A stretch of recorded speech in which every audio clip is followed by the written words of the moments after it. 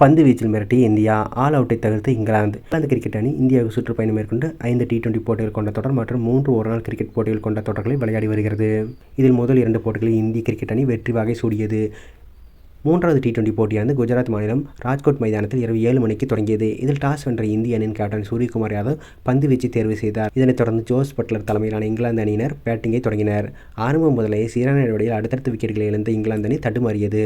ஒரு கட்டத்தில் 140 ரன்களுக்கும் all out ஆகிவிடும் நிலையில் இங்கிலாந்து அணியினர் விளையாடி வந்தனர். அதிகபட்சமாக பின் டக்காட் 28 பந்துகளில் 51 ரன்களும், லிவிங்ஸ்டன் 24 பந்துகளில் 43 ரன்களும், ஜோஸ் பட்லர் 24 ரன்களும் எடுத்தனர். மற்ற வீரர்கள் சொற்ப ரன்களில் அவுட் ஆகி வெளியேறினர். பிலிப் சால்ட் 5 ரன்களும், ஹாரி ப்ரூக் 8 ரன்களும், ஜேமி ஸ்மித் 6 ரன்களும், Jamie Overton duck out run ஏதும் எடுக்காமலும், பிரைடன் கார்ஸ் 3 ரன்களும், ஜோப்ரா ஆர்ச்சர் ரன் எடுக்காமலும் அவுட் ஆகினர். அடில் ரஷீத் 10 ரன்களுடன், மார்க்வுட் 10 ரன்களுடன் களத்தில் ஆல் அவுட் ஆகாமல் நின்றனர். இறுதியில் 20 ஓவர் முடிவில் 9 விக்கெட் இழப்புக்கு 171 ரன்கள் எடுத்துள்ளது இங்கிலாந்து அணி. அடுத்தடுத்து விக்கெட்டுகளை இழந்தாலும் 172 ரன்கள் எனும் வலுவான இலக்கை இந்திய அணிக்கு இங்கிலாந்து அணி நிர்ணயம் செய்துள்ளது. இந்திய அணி சார்பில் வருண் சக்கரவர்த்தி அபாரமாக பந்து வீசி 4 ஓவர்கள் 24 ரன்கள் மட்டுமே விட்டுக் கொடுத்து 5 விக்கெட்டுகளை வீழ்த்தினார். பாண்டியா 2 விக்கெட்டுகளுக்கும், ரவி பிஷ்னோய், அக்சர் பட்டேல் ஆகியோர் தலா 1 விக்கெட்டுகளையும் வீழ்த்தினர்.